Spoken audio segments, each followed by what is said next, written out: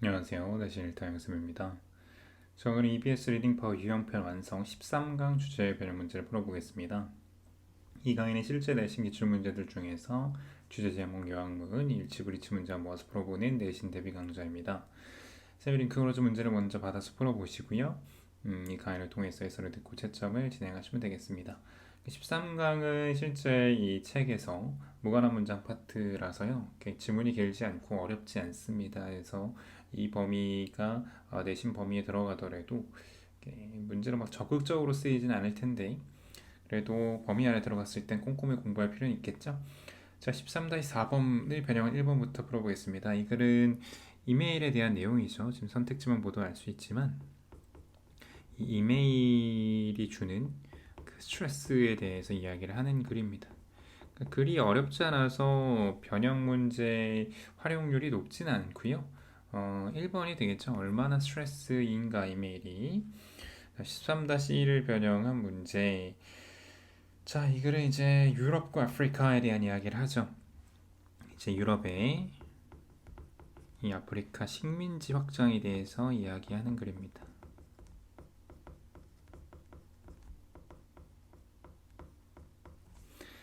자, 그래서 1번 고른 학생도 있을 텐데요. European Imperialist라는 거는 뭐 제국주의자들인데 아프리카를 지배를 했었던, 그쵸?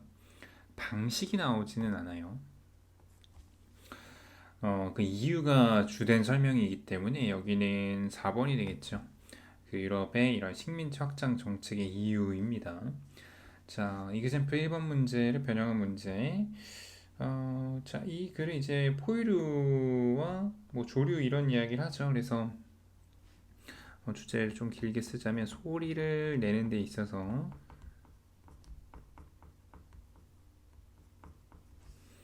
포유류와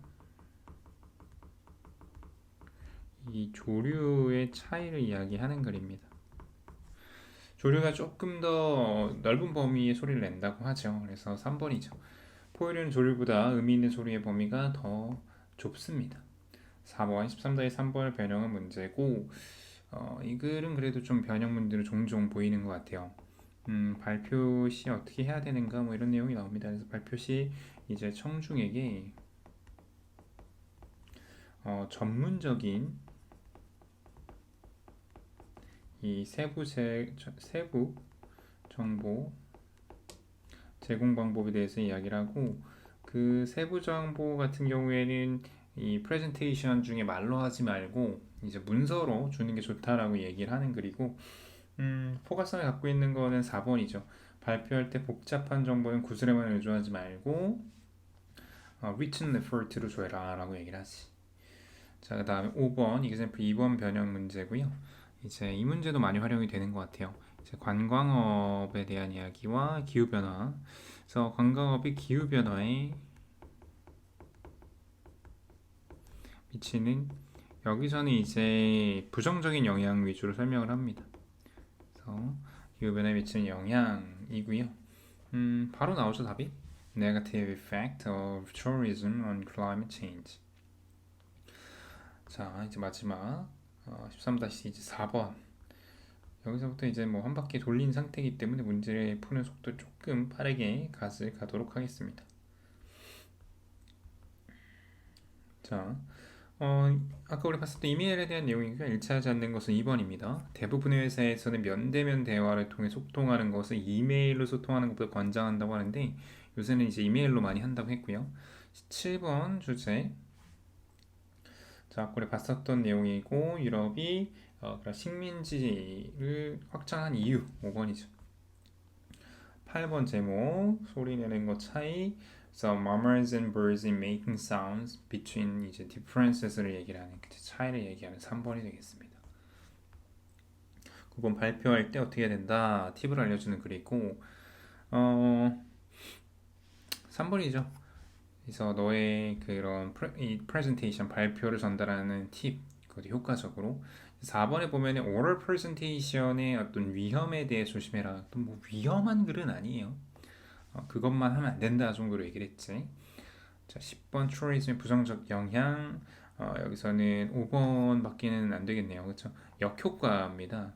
근데 이게 stemming from이란 게 뭐냐면 어디 어디에서 기인한, 어디에서 온, 이렇게 해석을 하면 됩니다. 그래서 trualism에서 온 역효과, 그리고 인간 활동들 기후 변화에 끼치는 악영향을 얘기를 하는 거죠. 나머지는 거리가 멀고, 뭐 trualism의 중요한 영향 역할까지는 좋은데, 뭐 지금 보면은 경제의 어떤 정체를 얘기하는 글이 아니기 때문에 12번에 일치하지 않는 것은 4번이죠. 조류가 내는 선율이 있는 소리를 낼 수 있는 포유류도 상당히 많이 존재한다는 언급은 없고요. 12번에 일치하는 겁니다. 이렇게 조약신 잘 보셔야 되고요.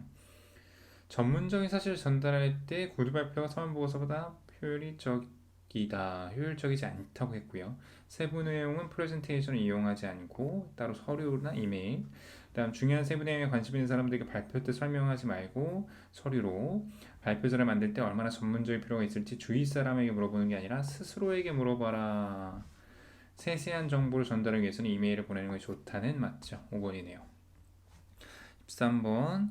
네, 이것도 1번이 되겠고, 문제가 좀 비슷한 문제가 나온다는 거는 이제 학교들이 좀 문제를 이렇게 돌려 쓴다는 겁니다. 실제 다른 학교에서 나온 문제를요. 14번 일치에도 하는 거네요. 1번. 포유류들은 세대가 공통점이 없대요. 둘 다 시끄러운 동물이다라는 공통점이 있는데요. 2번. 새들이 논버벌 커뮤니케이션 더 잘한다. 아니죠. 버벌 커뮤니케이션이라고 볼 수 있겠죠. 따지고 보면. 3번은 예상되는 게 포유류들이 훨씬 더 넓은 범위의 의미 있는 소리를 내진 않죠. 새가 더 그렇고요. 4번은 분명한 증거가 있는데 포유류가 인간을 포함해서 이런 멜로디우스한 보이스를 가진다. 아니죠. 이런 증거보다는 그렇지 않은 증거가 있다로 얘기를 하죠. 오히려 새가 이런 멜로디우스한 보이스를 갖고 있고요. 얘도 5번이네요. 흔합니다. 우리가 새가 굉장히 이렇게 유명하다. 그들의 아름다운 노래로. 15번의 이걸 주장으로 잡으면 이 전문가의 도움을 받자 아니고 발표 준비 위해 전문성 갖추고 노력하자 아니고 청중들의 눈높이에 맞춰 전문 정보를 설명하라 아니고 발표할 때 전문적 세부 정보를 청중에게 제공하지 말라. 그러니까 이게 답이 안 되는 건 제공하지 말라고 하지는 않지 않았나요 하는데요. 발표할 때입니다. 발표할 때. 그래서 발표할 때 제공하지 말라는 것은 여기서 얘기를 했기 때문에 oral 말로 가능해 보여요. 5번 발표할 때 이용하는 세부 정보 전문가의 검증을 받는 게 아니라 스스로에게 물어봐라 이런 얘기를 했기 때문에 4번으로 가져갑니다. 16번. 자, 추월리즘에 이 기후변화에 끼친 영향인 2번이 맞겠고요. 17번에 일치하지 않는 것은 5번이죠. 조류가 낼 수 있는 유의미한 소리의 범위는 포유류보다 넓다고 했고, 18번의 제목을 잡자면 이거 좀 까다롭죠, 은근히. 1번 왜 oral presentation 효과적이지 않은가? 얘는 안 돼요. 왜냐면 이것을 oral presentation만 해서 정보 전달을 하는 게 좋지 않다. 이제 서면으로 주는 게 좋다. 서면으로 정보를 같이 제공하자 정도지 안 좋다, 효과가 없다 이런 얘기를 하는 글은 아니에요. 기술 가장 효율적인 기구다 아니고요. 그다음에 이메일 빠르지만 정확성이 떨어진다 아니고 서면이 효율적인 장치일까? 그러니까 이게 나쁘지 않다는 거죠. 그러나 이 글 전체를 포괄하는 5번이 있기 때문에 그치? 이제 강력한 발표를 하는 팁을 주는 조언을 하는 글이기 때문에 이 4번보다는 5번 만약에 5번이 없었다면 4번도 가능한 쌤이 항상 얘기하지만 주제 제목은 상대적인 것이다. 소호법으로 더 적절한 걸 걸러낼 수 있는 그 능력과 습관이 들어야 되겠습니다. 여기까지 우리 간단하게 문제들을 풀어봤고요.